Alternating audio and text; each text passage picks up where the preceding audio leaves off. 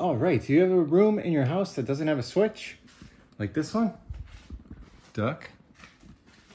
Right here. Walk in here, there's no switch. You gotta walk all the way to the light and pull the cord. Which could be very dangerous if it's dark and you trip on something. That could be it.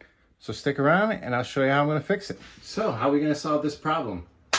Well, this is super easy. Anybody could probably do it. No need to run some conduit over there, put a wall switch on. That could take time and maybe an electrician. So what I got is this bulb that has a fan in it. And what do? You just screw it in. Pretty simps. That's what all the kids are saying now. Simps. We gotta shorten every word possible. We're gonna take this bad boy, screw her in like any light bulb.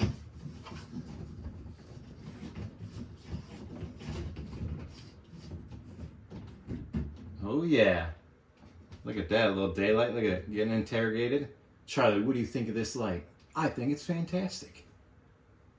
Anyways, how is this going to solve the problem and not walking into the dark room? Well, it comes with a remote. Let's go check it out. I've already put it on the wall. Check that out. Boom. Walk in the room, hit the button.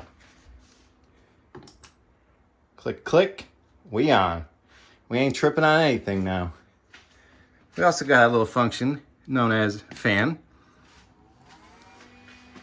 She's a little loud, but you know, it's a 4-inch fan. This probably sounds like your computer. Moment of silence for the reviewers. All right, then we go back. You get the point. It does have 3 stages. That was on high. You can also change the K value. Take it down. Oh, nope, I'm going up. That's up, C+. You want to go down to set the mood.